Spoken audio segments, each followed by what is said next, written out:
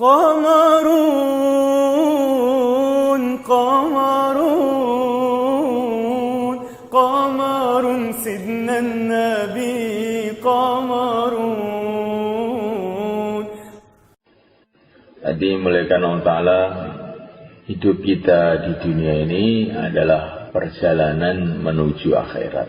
Allah jadikan dunia ini tempat ujian untuk menampakkan kepada manusia siapa orang-orang yang betul-betul beriman kepada Allah.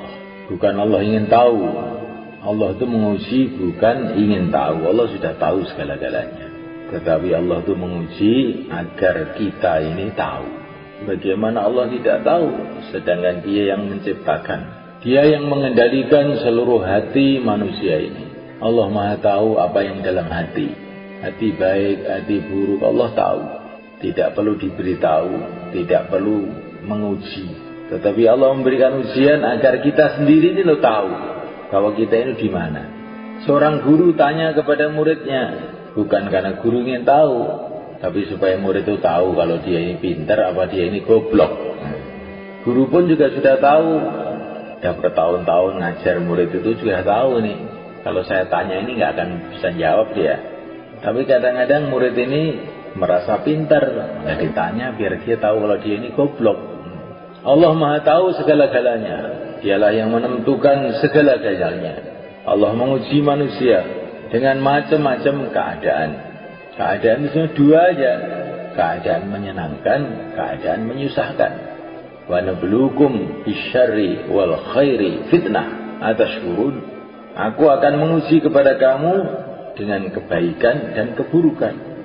Allah datangkan perkara-perkara yang baik, yang menyenangkan. Allah datangkan perkara-perkara yang buruk, yang menyusahkan. Disitulah tampak bagaimana iman kita. Kalau orang itu imannya benar, maka menghadapi perkara yang menyusahkan, dia tawajuh kepada Allah. Karena yang menyusahkan ini pada hakikatnya Allah pula yang mendatangkan. Kalau dia menghadapi perkara yang menyenangkan, hatinya juga tawajuh kepada Allah. Karena yang menyenangkan ini pada hakikatnya Allah pula yang mendatangkan. Bila Allah menghendaki, yang menyenangkan tahu-tahu berubah jadi menggembirakan, jadi menyusahkan. Yang menyusahkan tahu-tahu menyenangkan. Menghadapi teman, hatinya tawajuh kepada Allah. Menghadapi lawan, hatinya tawajuh kepada Allah.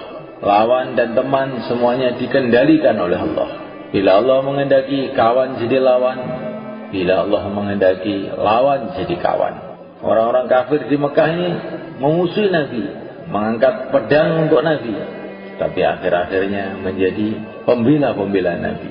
Kita tidak tahu, hati kita hanya tawajuh kepada Allah. Ini kalau iman itu benar itu begitu, menghadapi apa saja hatinya kepada Allah. Hasbunallah, cukup Allah. Kita ini adalah hamba.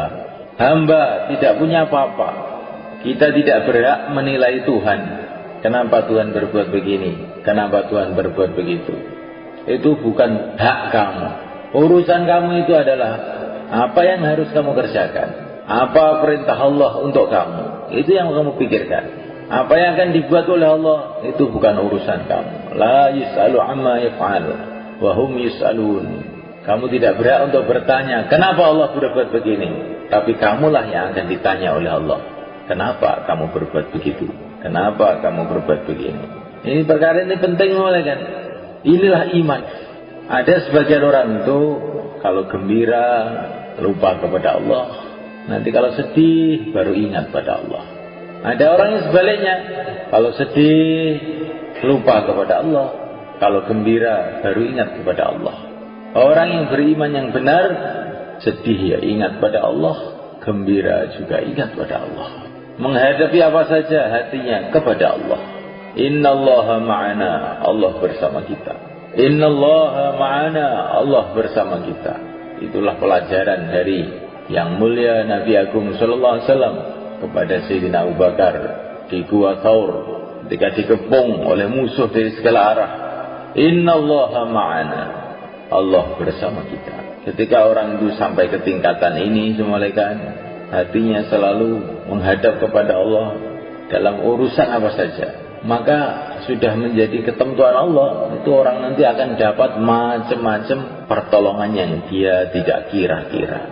Selagi manusia itu hanya terkesan dengan makhluk, gembiranya dengan makhluk, susahnya dengan makhluk, maka dia tidak akan dapat pengalaman iman.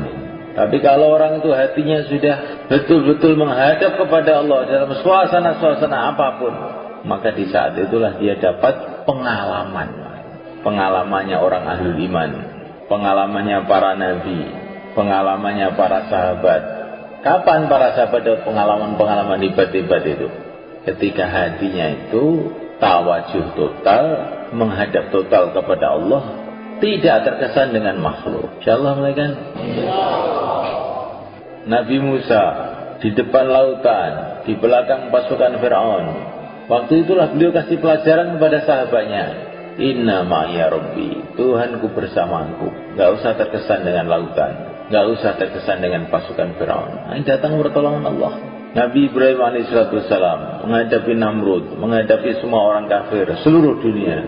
Beliau tidak terkesan dengan keadaan. Hasbunallah wa ni'mal wakil, cukup Allah. Akhirnya dapat pertolongan Allah. Itu juga baginda Nabi dikepung di Gua Thaur. Innallaha ma'ana, Allah bersama kita. Akhirnya datang pertolongan Allah. Nah, kita belajar begitu insyaallah malaikat.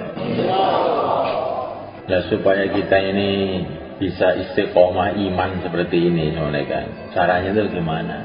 Kalau kita ini istiqomah dalam perjuangan Rasulullah sallallahu alaihi wa ala alihi wasallam.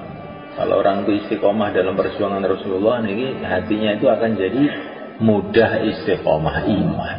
Pertama kali istiqomah dakwah, di mana saja bicara agama. Bicara itu penting namanya. Karena kalau orang itu bicara, itu mesti mikir akhirnya itu. Sebetulnya mendengar itu juga menjadikan orang mikir, tapi lebih kuat mulut. Karena kalau mulut bicara, telinganya mesti mendengar, ya enggak? Kalau mulutnya bicara, telinganya mendengar, akhirnya otomatis otaknya berpikir. Kalau otaknya berpikir, lama-lama hatinya terasa. Nah, mendengar, berbicara, mendengar, berbicara, mendengar, berbicara.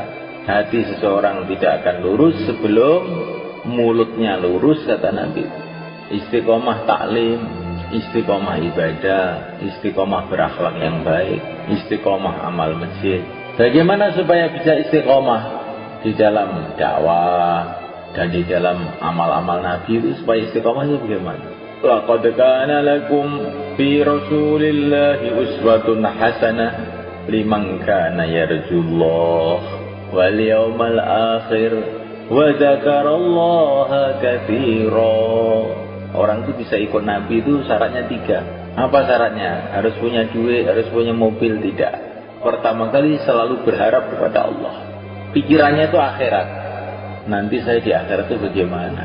Dengan agama ini saya dapat keberuntungan selamanya di akhirat. Orang amal agama kok nggak ingat akhirat, nggak tawajuh akhirat, dia tidak akan bisa istiqomah. Terus yang ketiga, zikir yang banyak. Baru orang bisa ikut Nabi. Insyaallah malaikat.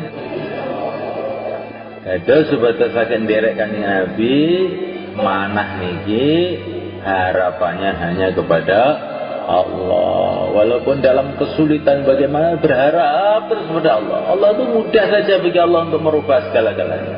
Harapannya kepada Allah. Terus pikirannya itu akhirat. Saya ini mau ke akhirat, maka saya harus bangun akhirat saya. Terus yang ketiga, banyak zikir. Karena orang itu kalau nggak banyak zikir, setannya masuk dalam hatinya, akhirnya lalai. Setannya masuk dalam matanya sehingga ngantuk. Nah, setannya masuk ke telinga sehingga diomongi ya orang diatekne, gitu. Setannya masuk di perutnya sehingga ingin makan haram, subhat-subhat, si penting boleh mangan. Nah, ya zikir itu penting. Bukan zikir sekedar zikir.